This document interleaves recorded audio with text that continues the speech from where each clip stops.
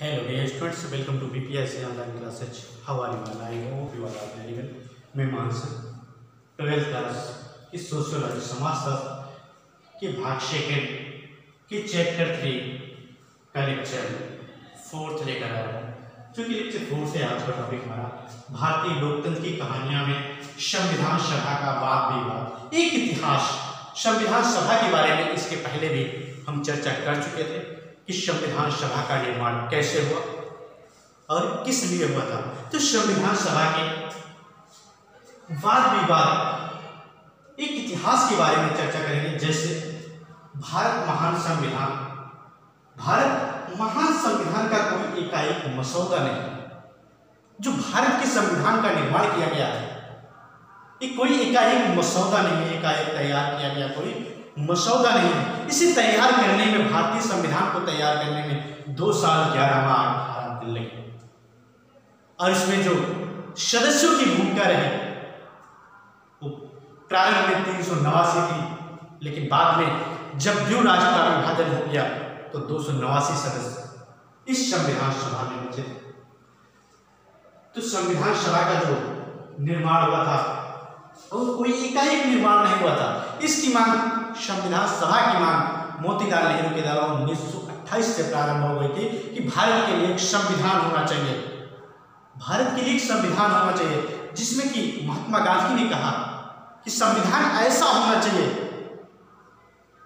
जिससे सभी भारतीय खुश हो। भारतीयों के हक के लिए संविधान होना चाहिए। संविधान का निर्माण ऐसे किया जाना चाहिए कि जिससे सभी भारतीय खुश हो और भारतीयों का इसमें अधिकार हो। ये भारतीयों के लिए होना चाहिए। तो ये कोई मसौदा नहीं है। ये संविधान सभा की बात करते हैं कि संविधान सभा की जो पहली बैठक हुई थी, संविधान सभा की जो पहली बैठक हुई थी 9 दिसंबर 1946 को। संविधान सभा की जो पहली बैठक हुई 9 दिसंबर 1946 को हुई थी। इस बैठक में पूरे भारतीयों को शामिल तो नहीं किया जा सकता क्योंकि भारत बहुत बड़ा था, इसलिए इसे पूरे भारतीयों को शामिल ना करके, इसमें जैसे आज एक संसद का चुनाव होता है कि जिले में एक सांसद का चुनाव होता है, 10 लाख की जनसंख्या पर एक सांसद का चुनाव होता है, वैसे संविधान के पहले जब सरकार का गठन हुआ था, तभी प्रांतीय क्षेत्रों में 10 लाख की जनसंख्या पर एक संविधान सभा के सदस्य का निर्माण किया गया था, जिसे हम संसद कह सकते हैं। एक संविधान सभा 10 लाख की जनसंख्या पर संविधान सभा का एक सदस्य चुना जाता था और भारत की जितनी भी जनसंख्या थी, सभी जनसंख्या में 10 लाख पर एक सदस्य चुन करके आता। जैसे आज सांसद चुन करके पार्लियामेंट में जाते हैं, सेम कंडीशन ऐसी थी कि भारत में जितने प्रांत थे, इन प्रांतों से जो सदस्य चुनकर आते थे, इन प्रांतों से 10 लाख की जनसंख्या पर एक सदस्य चुनकर आते थे। तो जो 10 लाख की जनसंख्या पर एक सदस्य यहां से चुनकर आते थे, इन सदस्यों को संविधान सभा की बैठक में शामिल किया गया। इन्हीं सदस्यों को संविधान सभा की बैठक में शामिल किया गया। इससे पता चला कि पूरे भारत से संविधान सभा के सदस्यों को संविधान सभा में शामिल किया गया है। 10 लाख की आबादी पर एक व्यक्ति को लाया गया। इससे पता चला कि भारतीय संविधान में भारत के कोने कोने से व्यक्तियों को शामिल किया गया है। सभी प्रांतों से इसमें सदस्य है। जो 9 दिसंबर 1946 को बैठक हुई थी, इस बैठक की अध्यक्षता डॉक्टर सच्चिदानंद सिन्हा ने की। जो संविधान सभा की जो पहली बैठक हुई, इस बैठक की जो अध्यक्षता की थी डॉक्टर सच्चिदानंद सिन्हा ने की थी। और जब इसकी दूसरी बैठक होती है 11 दिसंबर 1946 को, 11 दिसंबर 1946 को जो बैठक होती है, इस बैठक की अध्यक्षता जो यहाँ पे डॉक्टर सच्चिदानंद सिन्हा थे, सच्चिदानंद सिन्हा को वोट देकर के यहाँ पे अध्यक्ष का पद नहीं दिया गया था। यहाँ पे सबसे वरिष्ठतम व्यक्ति को अध्यक्ष का पद दिया गया था। उस समय डॉक्टर सच्चिदानंद सिन्हा सबसे वरिष्ठ व्यक्ति थे, इसलिए डॉक्टर सच्चिदानंद सिन्हा को संविधान सभा का अस्थायी अध्यक्ष नियुक्त किया गया। जब 2 दिन बाद इसकी दूसरी बैठक होती है, इस बैठक में जो अध्यक्ष का पद था वो डॉक्टर राजेंद्र प्रसाद को दे दिया जाता है और डॉक्टर राजेंद्र प्रसाद संविधान सभा के स्थायी अध्यक्ष बन जाते हैं। और जो भारतीय प्रांतों की सरकार का निर्माण होता है, सरकार का निर्माण 1946 में हो जाता है और 1946 में ही संविधान सभा की प्रथम बैठक होती है। इस प्रथम बैठक का क्यों होती है, इसके कारण क्या था, इसके बारे में हम थोड़ी सी चर्चा कर लेते हैं कि क्यों 1946 में ही बैठक की गई, इसके बारे में चर्चा करते हैं थोड़ी सी। तो जो 9 दिसंबर 1946 की जो प्रथम बैठक हुई, 1939 से 1935 तक प्रथम विश्व युद्ध चला था, द्वितीय विश्व युद्ध चला था 1939 से 1945 तक। इस विश्व युद्ध में अंग्रेजों को काफी जनधन की हानि हुई थी।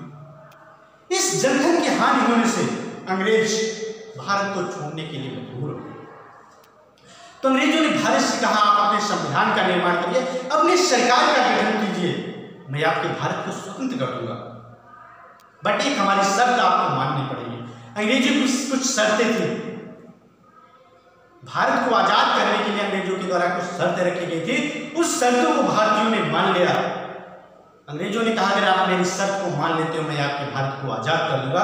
उस शर्त की भारत और पाक द्विराष्ट्र का विभाजन, भारत को द्विराष्ट्र का विभाजन, भारत के द्विराष्ट्र की विभाजन की शर्त रखी।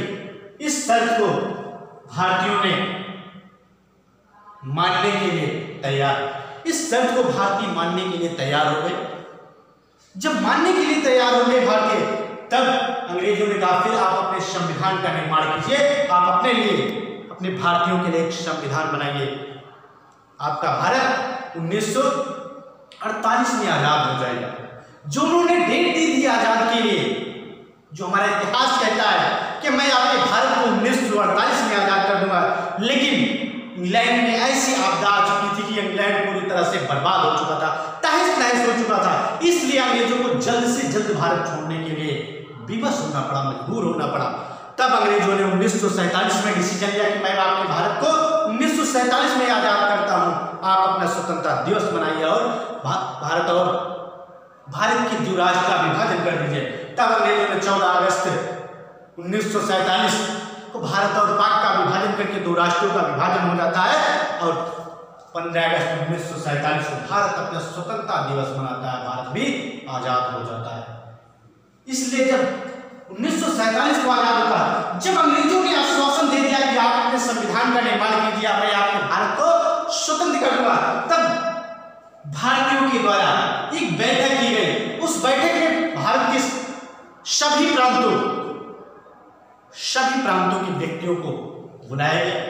उन व्यक्तियों के द्वारा उस बैठक में डिसीजन लिया गया कि भारत के लिए एक ऐसा संविधान होना चाहिए जिसमें भारतीयों के पूरे अधिकार, जिसमें भारतीय जनता के पूरे अधिकार हो। जब इसकी पहली बैठक हुई 1946 में, तब इसमें 389 व्यक्ति थे, लेकिन जब द्विराष्ट्र का विभाजन हो गया, 99 सदस्य पाकिस्तान में चले गए, 99 सदस्य पाकिस्तान में चले गए। तो जो वर्तमान में सदस्यों की संख्या भी अगर की आती है, टोटल 100 सदस्य चले जाते हैं। कुछ कमिश्नरी क्षेत्र के होते हैं, कुछ भारतीय होते हैं, जैसे कुछ रियासतें थी, उन रियासतों ने भारत में विलय होने से मना कर दिया और भारत के संविधान को अपनाने से मना कर दिया कि मुझे एक स्वतंत्र रियासत के रूप में रहने के लिए मुझे भारतीय संविधान से कोई मतलब नहीं है, मैं जैसे शासक हूं, जैसे राजा हूं, मुझे वैसे रहने दीजिए। जैसे हैदराबाद की रियासत, वहां के नवाब ने मना कर दिया कि मुझे भारतीय संविधान में से कोई हस्तक्षेप नहीं है, मुझे भारतीय संविधान से कोई हस्तक्षेप नहीं है, मैं इसमें कोई हस्तक्षेप नहीं करूंगा, मुझे एक स्वतंत्र रूप में, एक स्वतंत्र रियासत के रूप में रहने दीजिए, मैं यहाँ पर शासक बना रहूंगा। हैदराबाद ने इस संविधान सभा की जो बैठक हुई, इसमें शामिल होने से मना कर दिया, शामिल नहीं हुई। इसके बाद मणिपुर रियासत, जूनागढ़ रियासत, इन 3 रियासतों ने विलय होने से इस संविधान सभा ने मना कर दिया। लेकिन जब संविधान सभा का निर्माण हो गया, जब भारतीय सरकार का गठन हो गया, 26 जनवरी 1950 को भारतीय संविधान बनकर पूर्ण रूप से लागू हो गया। लागू होने के बाद जब भारतीय सरकार का गठन हो गया, पंडित जवाहरलाल नेहरू के नेतृत्व में सरदार वल्लभ भाई पटेल को भारत का गृह मंत्री बनाया जाता है, जो कि गृह मंत्री का पद सबसे बड़ा होता है। तो सरदार वल्लभ भाई पटेल को सौंपा गया कि भारत के अंदर जितनी भी रियासतें हैं, इन रियासतों को भारत में विलय करना है। इन रियासतों को भारत में विलय करने का कार्य सौंप दिया गया सरदार वल्लभ भाई पटेल को। सरदार वल्लभ भाई पटेल ने, जो हैदराबाद के शासक नवाब ने मना किया था कि मैं भारत में नहीं शामिल होना चाहता हूं, मुझे स्वतंत्र रियासत के रूप में रहने दीजिए, तब सरदार वल्लभ भाई पटेल ने पहले उन्हें आसानी से मिलाने की कोशिश की। जब वो मजबूर कर दिए, भारत में विलय होने नहीं चाहते थे, तब उन्होंने अपनी सेनाओं को लेकर के भारतीय रियासत में उनका विलय कर दिया और हैदराबाद रियासत में का भारत में विलय हो गया। सेम कंडीशन है जूनागढ़ की भी। जूनागढ़ में भी भारतीय सेनाओं को जूनागढ़ में वहां पर मतदान कराया गया कि कितने यहाँ की कितनी जनसंख्या इस शासक के पक्ष में, अर्थात कितनी जनसंख्या भारत में विलय होना चाहती है, उस शासक के पक्ष में बहुत कम मत पड़े, इसलिए वहां के शासक को भारत छोड़ करके पाकिस्तान भागना पड़ा। वहां कोई युद्ध सेना की कोई जरूरत नहीं पड़ी। जो तीसरी रियासत थी मणिपुर, वहां भी भारतीय सेना के द्वारा हस्तक्षेप करके उस रियासत को भारत में विलय कर लिया गया। इस संविधान सभा के बाद विवाद के बारे में एक इतिहास रहा। तो इसके आगे के पास नेक्स्ट वीडियो में लेकर आऊंगा। Stay home and be safe.